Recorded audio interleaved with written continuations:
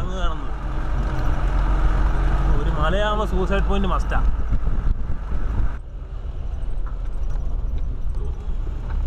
ജീപ്പിൽ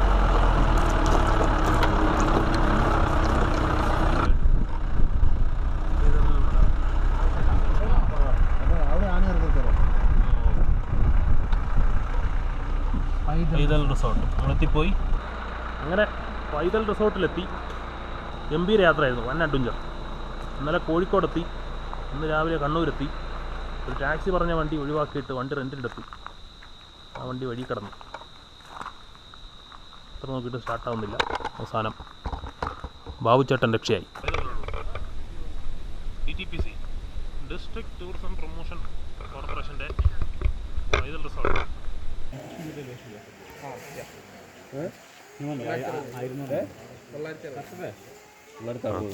അത് മീറ്ററോ ഫീറ്റോ? മീറ്റർ. അപ്പോൾ നമുക്ക് മൊത്തത്തിൽ എത്ര ദൂരം കാണാൻ പറ്റുമായിരിക്കും? അവിടെ എല്ലായിടത്തും കടന്നുണ്ട്. കടന്ന് അവിടെ വന്നു.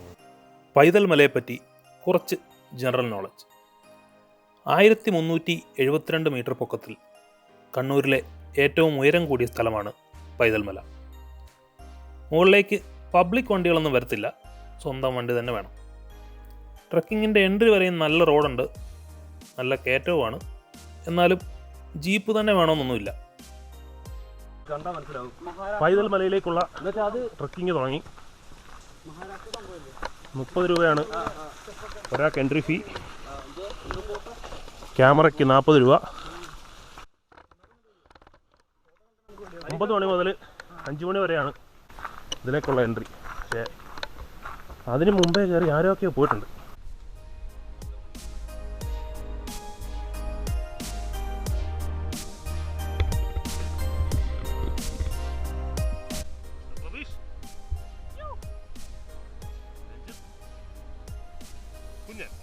അഗസ്ത്യാർകൂടം പോയ അതേ ഒരു ഫീലാണ്. സെയിം മലനിരകളാണല്ലോ. ഇതും പ്ലാസ്റ്റിക് നിരോധിത മേഖലയാണ്. ബാഗെല്ലാം ചെക്ക് ചെയ്യും. പ്ലാസ്റ്റിക് കവറൊക്കെ ഉണ്ടെങ്കിൽ അവിടെ തന്നെ എടുത്തിട്ടുള്ളൂ. 1 മണിക്കൂറിൽ താഴെ മതി ട്രക്ക് ചെയ്ത് മുകളിലെ വ്യൂ പോയിൻ്റ് വരെ എത്താൻ. ട്രക്കിംഗ് 9 മണിക്ക് തുടങ്ങുമെന്നുള്ളതാണ് ഒരു ബുദ്ധിമുട്ട്. കാരണം നടന്നു തുടങ്ങി മുകളിലെത്തുമ്പോഴത്തേക്ക് മഞ്ഞൊക്കെ മാറി മൊത്തം വെയിലാകും. ഇനി എൻട്രി ഗേറ്റ് ചാടിക്കടന്ന് നേരത്തെ പോകാമെന്ന് വിചാരിക്കണ്ട. തിരിച്ചു വരുമ്പം പിടിക്കാൻ ചിലപ്പോൾ പോലീസ് താഴെ കാണും. ഏതോ ഒരു വ്യൂ പോയിന്റിലേക്ക് എത്തുകയാണ്. അയ്യോ മുടിഞ്ഞ വെയിൽ.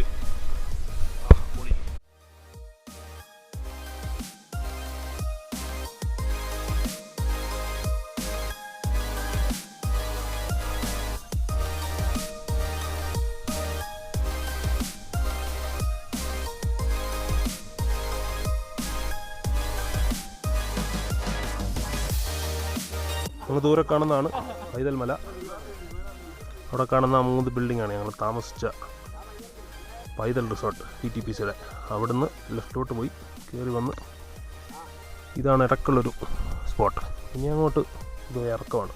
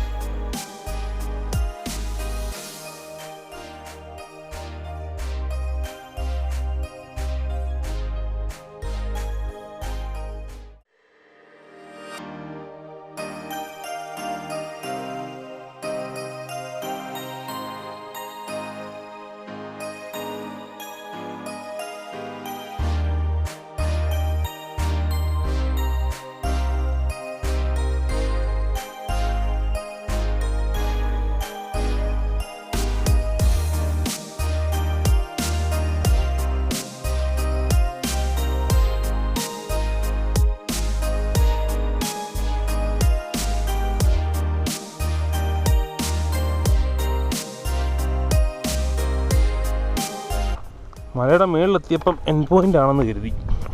അവിടെ നിന്ന് കുറേ ഫോട്ടോ എടുത്തു, സമയം കളഞ്ഞു. ഒരു വളവ് തിരിഞ്ഞപ്പോഴാണ് മനസ്സിലായത് ഇനിയും ഇറങ്ങാനുണ്ട്. ഈ ഇറങ്ങിയതൊക്കെ ഇനി തിരിച്ചു കയറണമല്ലോ.